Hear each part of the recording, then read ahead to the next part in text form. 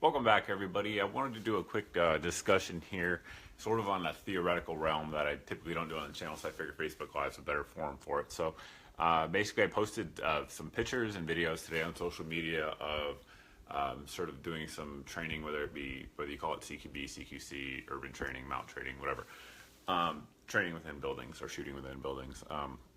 So I've been reading the comments and I sort of wanted to address some of them, and we can never address all of them because every situation is different, and that's sort of what I want to get at. So, I'm a veteran. I know a lot of you guys are there as well and are posting things that you guys have learned and been taught over the years, sometimes have seen in real life over the years.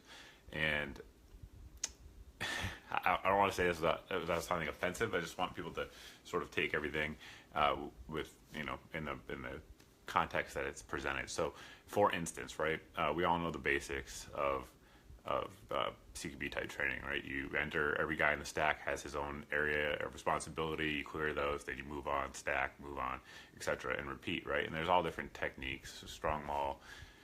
It could go on forever, right? But here's my point, right? Is that particularly in line military units, there's a few things that are consistent, right? So whether it's Marine Corps, Army, whatever, generally you're going in with multiple people, more than two, certainly more than one.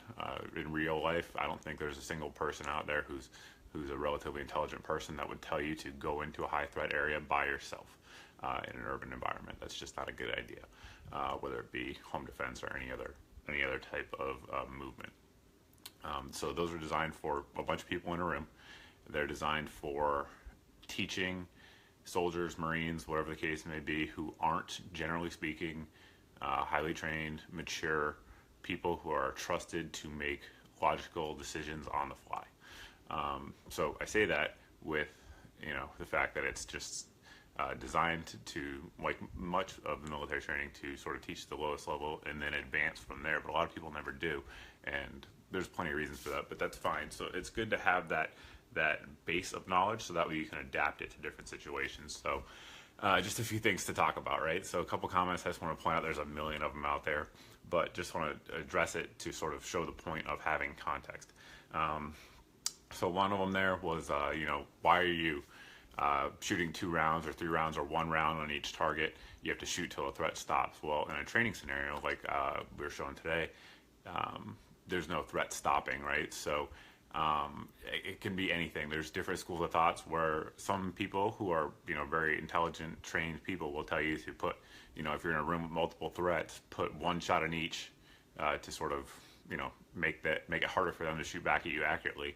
Then go back and give them some second servings, if you will, after that. And some people will tell you to shoot 2 in each target, 3 in each target, and then move on to the next. But if you think about that in context, if you're in a room and you put 3 rounds in 1 target and there's another guy, or 1 threat, and there's another guy standing there with a gun, during that time you're firing those 3 rounds, he's probably going to be able to get off 1 on you, right? So there's always a give and take, and you have to understand the context of the situation, right? It's never going to be the same, and a lot of times you're just in a bad scenario where anything you do can get you killed, either one way or the other, so it's just kind of a bad scenario. You make the best of it, right?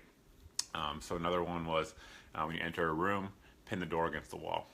I've heard that a million times, been taught that in many different types of training I've done, and that makes sense, right? Particularly if you're entering with a team rather, and you all have your points of domination within the room and sector to cover. Now, if you're entering a room by yourself, like I was in that video, if you open the door and as soon as there's light and you know what's in the room, as soon as you get that first visual confirmation one way or another of what you're facing and you see a threat, what's behind that door is much less of a concern than the threat that's immediately in front of you, right? So you address the threat. And that's what I mean by context. So there would never be a CQB school where they're like, yeah, when you go in the door, shoot right in the middle of the room. It doesn't make any sense, but if you immediately see a threat, you have to be able to react to it. Another one somebody wrote was, never breach a door from right in front of it. Okay, so let's address that, right? That makes sense because a lot of times bad guys will orient their firearms on the door and shoot through it, and so that makes sense, right? As a general rule, definitely makes sense. Best to not do that, best to come from an angle, but let's give it a scenario, right? Say you're walking down or going through a hallway, and the door you got to get to clear is at the end of the hallway. Well, where are you going to breach from? You're going to breach from behind the door or in front of the door. That's just reality. You have no other choice. So again, context comes into play here. So that's one of them. And then you look across like just different schools of thoughts in general on the macro level. So in the U.S. military, generally speaking, we're trained to sort of go in with the stack and flow as best as possible, and that speed of security and all that stuff, which is true. All that stuff makes sense. It makes a logical sense. But then if you look across the world to other places, like for instance, like Israel, some of their tier 1 units over in Israel, they teach something totally different. They teach what's called limited entry. So essentially sort of moving as slow as possible, exposing as least as possible, unless there's a contextual situation that they have to abandon that and move faster. But they don't train to flow. They train to, again, limited entry. You can watch, I'm sure there's videos on it where you can see how they do it. It's a little bit different, but both methods make sense. But if a U.S. person, a U.S. serviceman, were to watch their videos based on the training in the discussion that you're always taught at the basic level, you'd be like, oh, that doesn't make any sense. Look how slow they are. They're not. So you have to just kind of take it all with what's presented, because it's never the same. So that's pretty much it. Just wanted to sort of discuss that and make a point that just reacting based on a battle drill is not always the best case, because a battle drill is based on a paper, very cookie cutter rather scenario, and life doesn't always hand you cookie cutter scenarios. So that's really it, guys. That's all I wanted to kind of cover. It's just sometimes it's better to sort of take everything in context, and a lot of times on video or on a forum or something like that, if you're looking at pictures, you just can't get the full context. So that's pretty much it.